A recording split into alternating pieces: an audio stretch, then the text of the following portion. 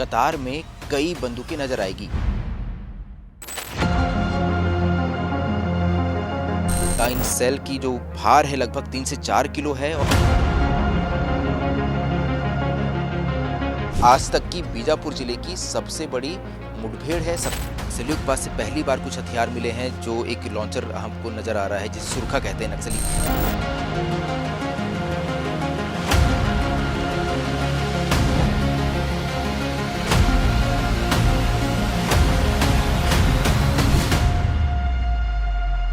Bijapur police ने national park इलाके में 31 नक्सलियों को ढेर किया है, लेकिन मारे गए नक्सलियों के पास से जो हथियार बरामद हुए हैं, आपके लिए उन तस्वीरों को देखना भी ज़रूरी है कि नक्सली अपने आधार इलाकों में कितने एडवांस्ड हो गए हैं।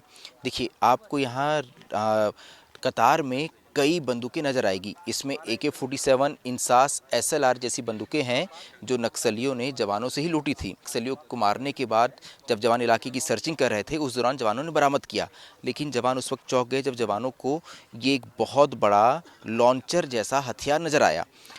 कमल लोचन कश्यप, जो कि दंतेवाड़ा DIG हैं, उन्होंने बताया कि नक्सली इसे अपनी भाषा में सुरखा कहते हैं।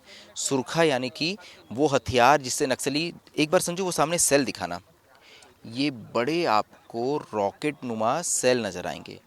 इन सेल की जो भार है लगभग 3 से 4 किलो है और इस सुरखा के माध्यम से इन सेल को नक्सली 200 मीटर की दूरी तक दाग सकते थे और इसकी क्षमता इतनी थी, लगभग 3 से 4 किलो बारूद इसके अंदर भरा होता है। इसके साथ ही नुकसान पहुंचाने के लिए नक्सली इसके अंदर स्प्लिंटर्स डाल देते हैं, यानी कि लोहे के छोटे टुकड़े, जिससे जब ये फटता है किसी जगह गिर के तो लगभग 10 से 20 मीटर की दूरी तक उस रेडियस में अगर कोई भी व्यक्ति खड़ा होगा तो उसे बहुत ही गंभीर चोट पहुंचेगी। ये नक्सलियों ने इस हथियार को अपनी देसी फैक्ट्री के अंदर बनाया है।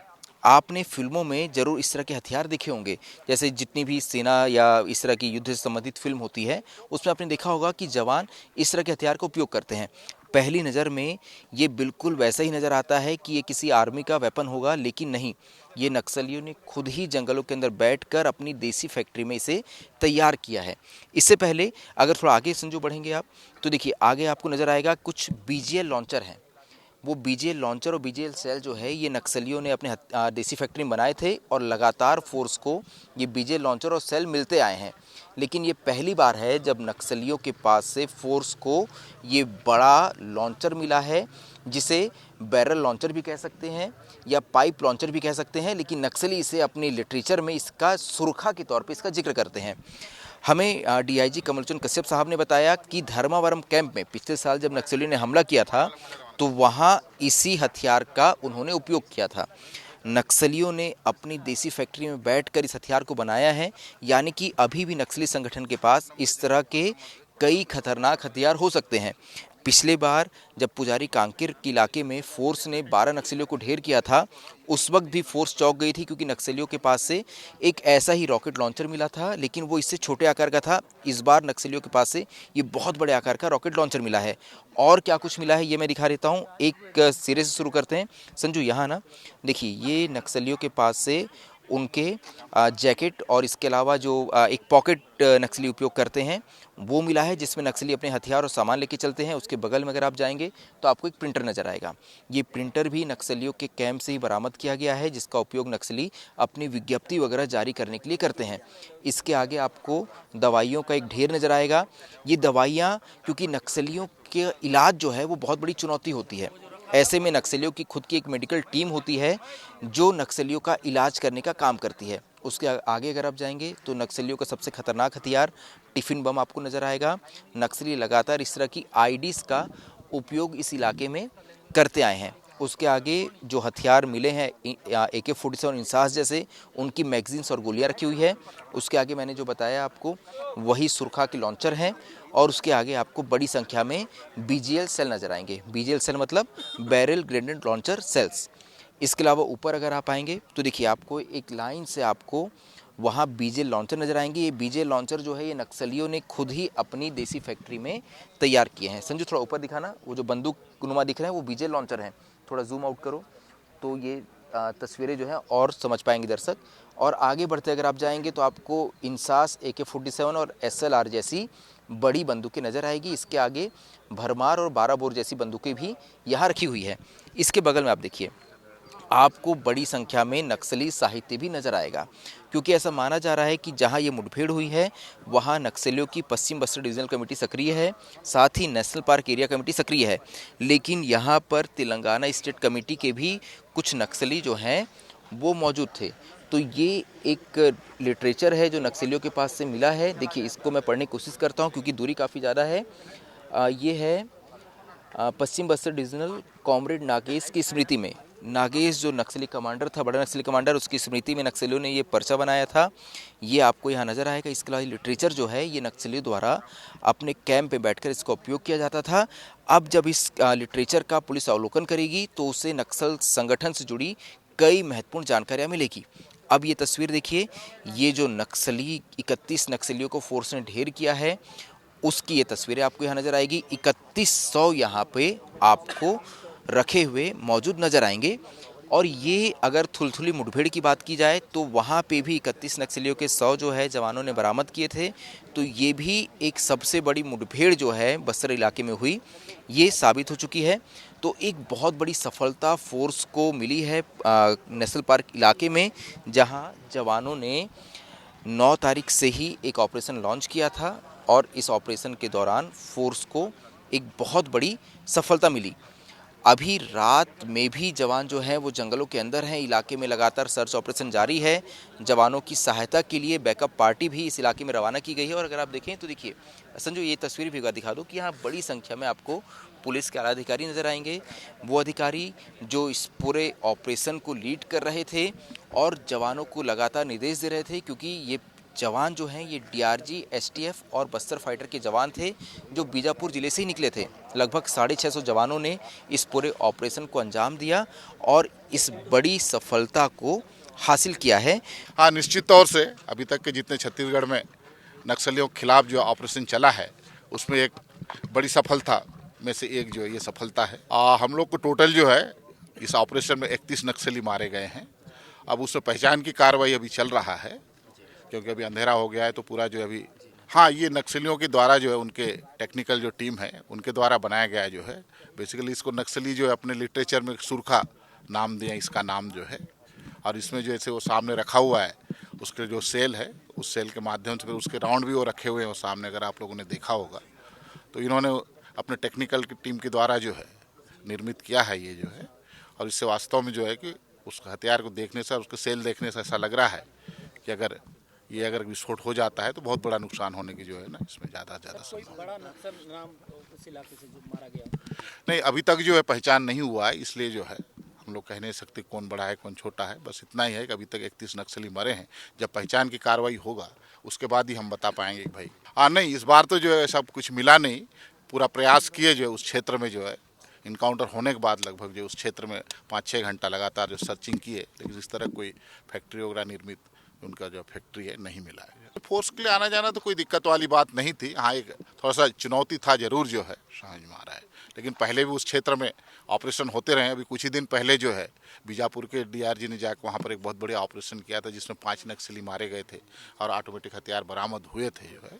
और उससे पहले भी जो उस क्षेत्र में हुए हैं जो है, नहीं बदला नहीं एक ऑपरेशन। और नहीं, ये तो कहना थोड़ा सा जल्दबाजी होगा, क्योंकि वो एरिया बहुत उनका जो है कई सालों से जो है उनका जो कोर एरिया माना जाता है। तो इसलिए एक बार सिर्फ जो है 1-2 इनकाउंटर से पूरा अंकुश लग जाएगा, ये कहना जो जल्दीबाजी होगा जो है। अभी थोड़ा सा उसके लिए जो है वेट करना पड़ेगा और ऑपरेशन करना पड़ेगा उस क्षेत्र में लगातार। सर, दस्तावेज मिले हैं कुछ महत्वपूर्ण? हाँ, अभी वो दस्तावेज का हम लोग जो है अवलोकन कर रहे हैं। फिर उसके बाद फिर जो भी हमको जो उसमें जानकारी मिलेगा फिर समय पर आप लोग को भी अवगत करा देंगे, ऐसा कोई नई बात आता है तो।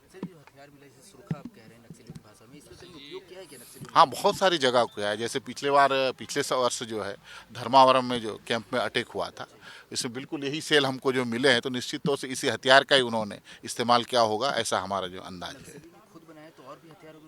हाँ, बिल्कुल बिल्कुल जो है हम लोग उम्मीद कर रहे हैं कि और भी होगा उनके पास इस तरह का हथियार। और हो सकता है कि इसके अतिरिक्त जो और कोई दूसरे टाइप का भी हो। जैसे पिछले बार जो अपने यहाँ की जो तुमरेल ऑपरेशन में हुआ था उसमें एक अलग टाइप का जो आप देखे होंगे 81 मोटर के जैसा एक उन्होंने जो एक हथियार निर्मित किया है।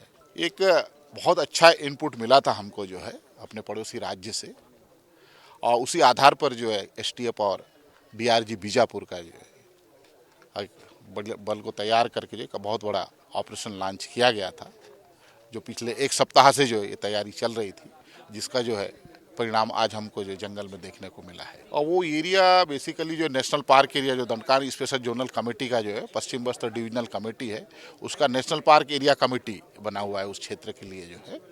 तो नेशनल पार्क एरिया कमेटी में जो आपके प्लाटून हैं, वहाँ के एलओएस हैं, एलजीएस हैं, वो वहाँ पर सक्रिय हैं। उसके अतिरिक्त जो है आप जो है तेलंगाना स्टेट कमेटी के भी जो है नक्सलियों की गतिविधियाँ उस क्षेत्र में रहता है। साथ में जो दक्षिण गढ़चिरौली डिविजनल कमेटी है, वहाँ के नक्सलियों का भी गतिविधियाँ उस क्षेत्र में जो है हमेशा बने रहता है। और उनके खिलाफ ही जो है इसी टाइप का हमको सूचना मिला था और उसी आधार पर जो है हम लोगों ने एसटीएफ और डीआरजी को मिलाकर ऑपरेशन लॉन्च किया। अस्थायी कैंप बनाए हुए थे इस जगह को? हाँ, अस्थायी कैंप नहीं था, लगातार जो समझ में आ रहे ये जो जरूर मतलब जो है चूहा बिल्ली का खेल टाइप का जंगल में चल रहा था कि जैसे मैं आप लोग को बताया पिछले एक सप्ताह से चल रहा था ऑपरेशन, तो उनको लगातार फोर्स जो पीछा कर रहा था जो है, और आज जो है उनको जो है घेराबंदी करके। हाँ, नक्सलियों के जो टेक्निकल टीम होता है उनके द्वारा बनाया गया है। इसको नक्सली अपने लैंग्वेज में जो सुरखा बोलते हैं जो, तो और उसका जो अलग से उन्होंने सेल निर्मित किया है, अलग से उसका उन्होंने जो है एमुनेशन तैयार किया है और पूरा हथियार जो उन्होंने निर्मित किया है। हाँ, इसका उपयोग हुआ है धर्मावरम कैंप में। एक बार इन्होंने जो आज से 1 साल पहले हमला किया था उसमें इस हथियार का जो इस्तेमाल हुआ था। और ये लग रहा है लगभग जो है 150 से 200 मीटर के बीच में जो है कि ये सेल फेंकने की जो क्षमता दिख रहा है जो है। अब उसके जो सेल की क्षमता देखने ऐसा लग रहा है कि जो है अगर कहीं किसी झुंड में, व्यक्तियों के झुंड में अगर ये हथियार गिर जाता है तो निश्चित तौर से मतलब बड़े नुकसान होने की गुंजाइश लग रहा है इसमें। हाँ, निश्चित तौर से भाई कोई भी हथियार हो तो खतरनाक ही होता है, तो ये भी एक खतरनाक हथियार ही है जो। हाँ, बिल्कुल चुनौती है हम लोग के लिए, चुनौती है। और उस दिशा में भी जो है पूरे उनके जितने भी जो है इस तरह की जो है स्वनिर्मित जो फैक्ट्री वगैरह बनाए हैं, उसको जो समझ में हम लोग भी जो है बाकायदा जो सूचना निकाल कर उनके जो जहाँ जहाँ है वहाँ पर हम लोग भी कोशिश कर रहे हैं कि उसको जो हम अपने कब्जा में ले लें। जैसे कि आप लोगों ने देखा होगा पिछले ऑपरेशन में इस तरह की 2-3 जो उनके जो है प्रोडक्शन जो यूनिट मिला था, जिसको अपने फोर्स ने बरामद किया था, और इस दिशा में हम लोग काम कर रहे हैं। उससे पहले भी आपने देखा होगा नारायणपुर से भी जो ऑपरेशन हुआ था उसमें भी हम लोगों ने जो बरामद किया था।